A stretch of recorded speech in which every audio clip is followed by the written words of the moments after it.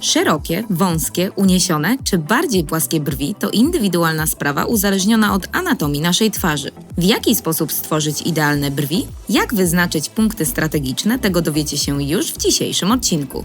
Nazywam się Klaudia Kawińska i jestem instruktorem Posh Lashes z siedziby głównej. Dzisiaj moim wyjątkowym gościem jest instruktor stylizacji rzęs i brwi z Bielawy Anna Fedorowicz. Cześć! Aniu, co dzisiaj dla nas przygotowałaś?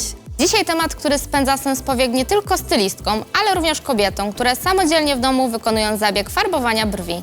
Zgadzam się z Tobą w 100%, ponieważ brwi są nieodłącznym elementem naszej twarzy i to one wyrażają nasze emocje. Ale nie przedłużając, dzisiaj architektura brwi. W dzisiejszym odcinku użyjemy szamponu, szczoteczki do brwi, soli fizjologicznej, peelingu, płatków kosmetycznych, mikrobraszy, pensety do regulacji. Ania swoją pracę rozpoczyna od wykonania demakijażu. Niewielką ilość szamponu wylewa na szczoteczkę. Powolnymi, kolistymi i poprzecznymi ruchami wykonuje delikatny masaż w celu usunięcia wszelkich zanieczyszczeń, które osadzają się na brwiach. Całość przeciera wacikiem kosmetycznym nasączonym solą fizjologiczną. Po wykonaniu demakijażu czas na peeling. Przy pomocy patyczka wykładamy niewielką ilość produktu na rękawiczkę i dopiero z rękawiczki na brew klientki. Wykonuje delikatny masaż w celu usunięcia martwego naskórka. Całość zmywa przy pomocy wacika nasączonego solą fizjologiczną lub wodą mineralną. Aniu, dlaczego tak istotne jest to, aby produkt wyciągać na rękawiczkę, a nie bezpośrednio na brew klientki? Oczywiście chodzi tutaj o zachowanie zasad bezpieczeństwa i higieny podczas wykonywania usługi. Dokładnie, dziewczyny, pamiętajcie o tym, że praca na sobie, a na klientce to są zupełnie dwie oddzielne rzeczy. A więc pamiętajmy o tym, aby zachowywać odpowiednią higienę i bezpieczeństwo. Brwi oczyszczone. Czas na wykonanie rysunku, który pomoże osiągnąć idealny kształt brwi. Ania rysunek wykona za pomocą specjalnej nitki. Swoją pracę rozpoczyna od wyznaczenia środka twarzy.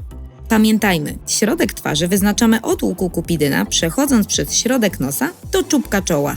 Czas na wyznaczenie początków brwi. Znajdują się one dokładnie w miejscu piercingu po obu stronach nosa. Kolory nici są różne.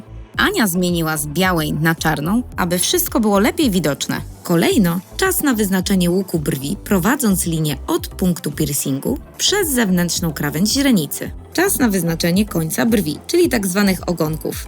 Wyznaczamy je prowadząc linię od łuku kupidyna przez koniec ostatniej rzęsy na dolnej powiece. Najwyższy punkt brwi jest również bardzo istotny. Ania prowadzi poziomą linię od najwyższego punktu brwi, kontrolując, aby obie brwi były dokładnie na tej samej wysokości. Aniu, jeżeli miałabyś udzielić jakiejś wskazówki, jak pracować, aby te linie zawsze przebiegały równo? Najważniejsze jest, żebyśmy stały zawsze na wprost klientki. Ręce miały rozłożone równolegle od siebie, żeby nitka była mocno naciągnięta. Nie przechylamy rąk ani w jedną stronę, ani w drugą. Czas na wyznaczenie grubości. Ania przeprowadza dwie linie w poziomie od najniżej wyrastających włosków na główce do najwyżej wyrastających. Grubość wyznaczona. Czas na wyznaczenie zarysu. Ania przeprowadza linię wyznaczającą górną krawędź brwi od główki do łuku i od łuku do ogonka. Pamiętajmy o tym, aby podczas wyznaczania krawędzi ogonka wasza linia przecinała się z linią wyznaczającą środek twarzy. Dolna krawędź brwi wyznaczona jest przy pomocy pędzelka i pasty. Następnie cały zarys poprawiamy białą pastą, rozpoczynając od główki, kierując się w stronę ogonka. Pamiętajmy, aby wasz pędzelek skierowany był równolegle do wcześniej wyznaczonych linii. Nigdy nie malujcie bokiem pędzla ani jego prostopadłą częścią. W jakim celu używamy białej pasty podczas wykonywania zabiegu?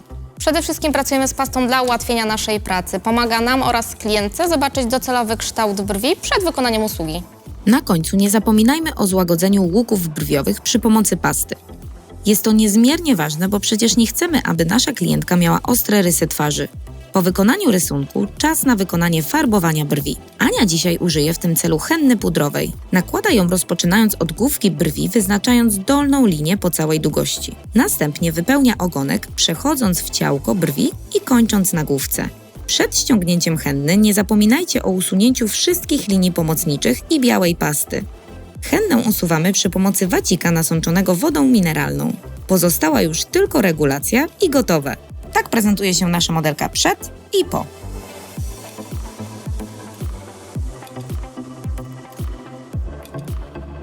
Jestem przekonana, że rysunek brwi nie sprawi Wam już żadnego problemu. Wspólnie z Anią i z całym teamem Poszlaszy serdecznie zapraszamy Was na szkolenia i do oglądania kolejnych odcinków. Do zobaczenia!